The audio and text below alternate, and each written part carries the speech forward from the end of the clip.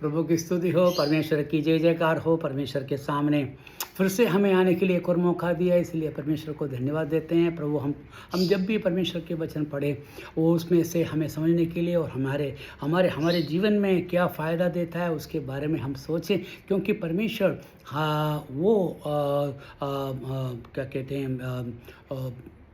मधु से भी मीठा है उसके वचन। उसको जितना आप सुनेंगे उतने ही अच्छा लगेंगे। आज हम जे 104 पढ़ रहे हैं, जे 104 एपिसोड जे 104, और यहाँ पर हम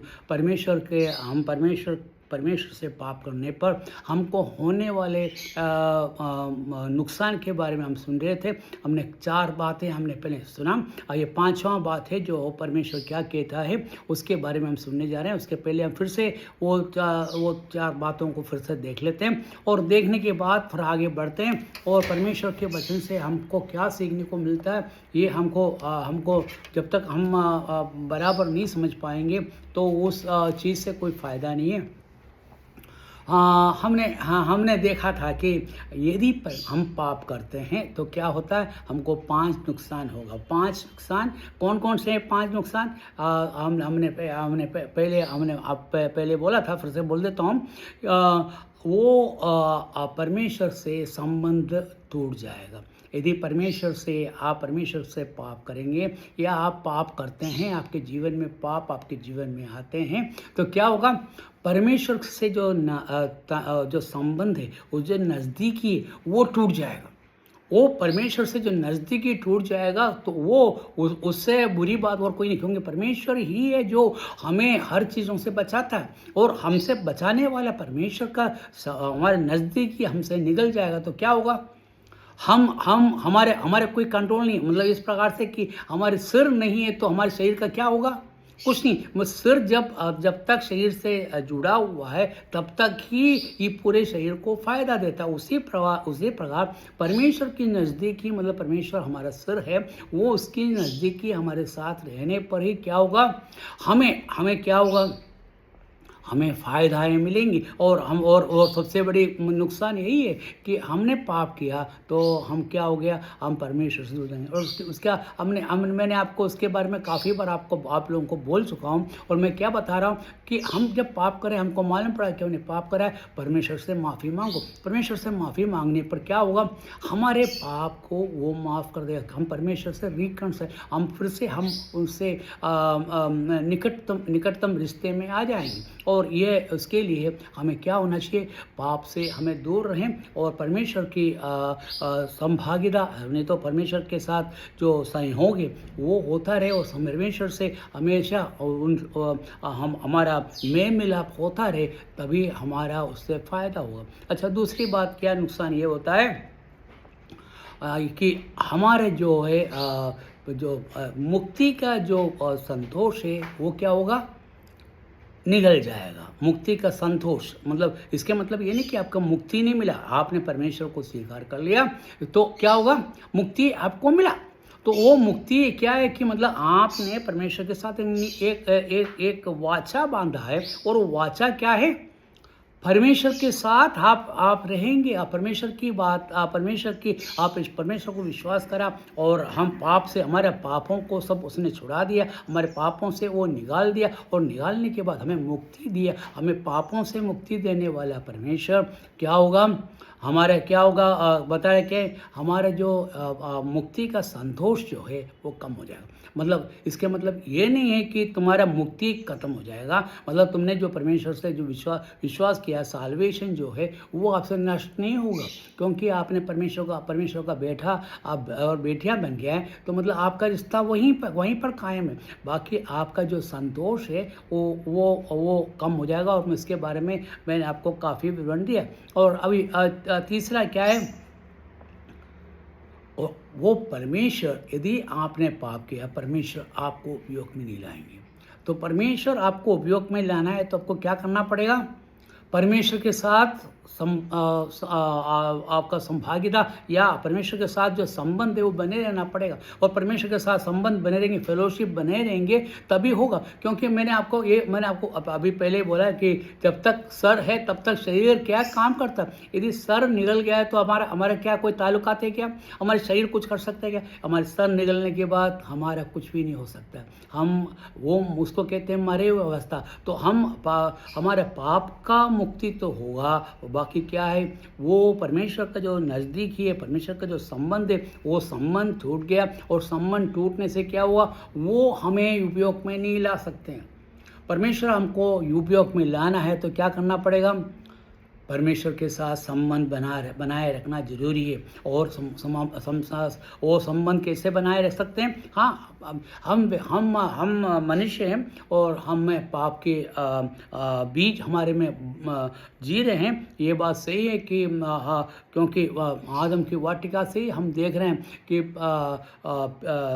शैतान ने हमें पाप का बीज हमारे बोझ दिया, और परमेश्वर के विपरीत खड़े होने के लिए हमें उकसाया।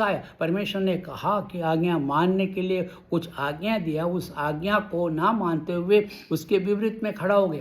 और क्या, और वो भी ऐसा आज्ञा की कि सिंपल है कि परमेश्वर ने आपको सब कुछ दिया, और शैतान ने आकर क्या कहा है, अरे तुम इस फल के खा के देखो, तुम परमेश्वर के समान हो। मतलब परमेश्वर का समान तुम ऑलरेडी हो, अब तुम परमेश्वर का समान कैसे बनोगे?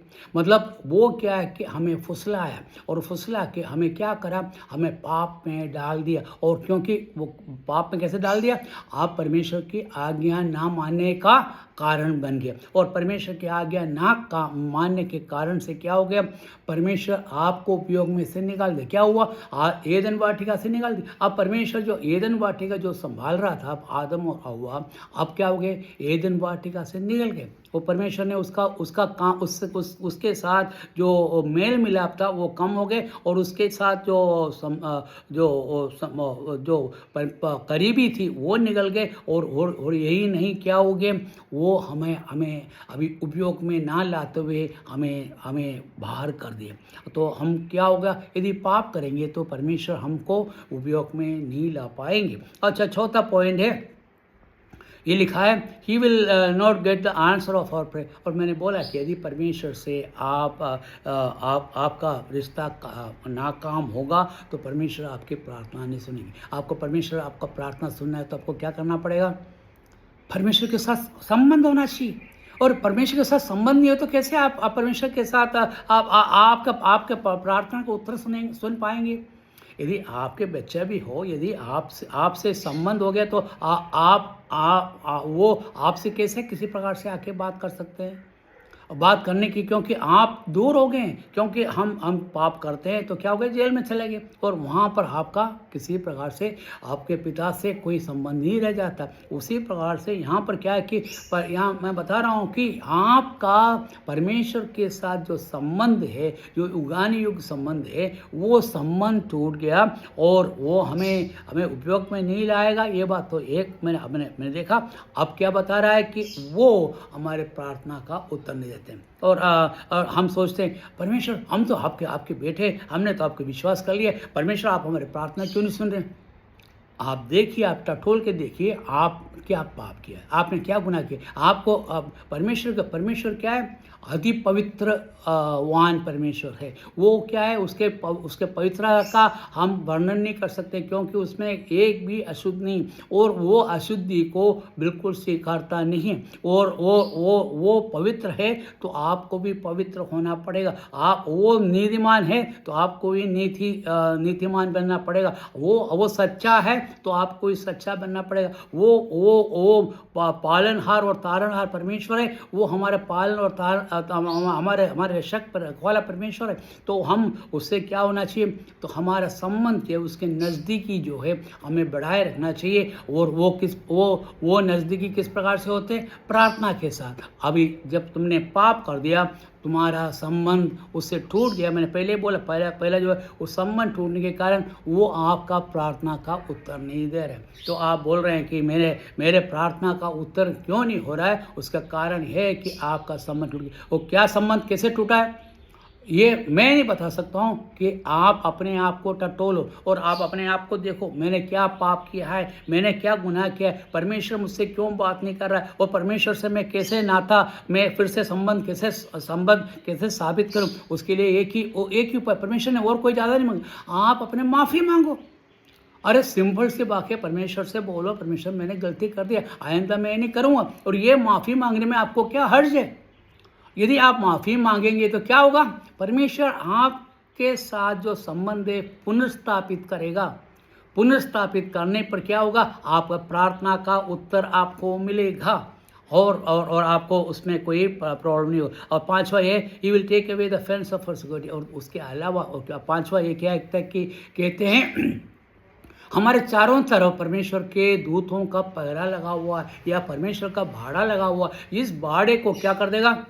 वो निकाल देगा तुम्हारे। अब परमेश्वर तुम्हें हमें संभालने वाला नहीं, तुम्हें क्या करेगा? परमेश्वर से संबंध अलग हो गए तो आपका जो बाड़ा जो चारों तरफ आपके चारों तरफ बना है, दूतों का बाड़ा जो बना हुआ है, वो क्या हो गया?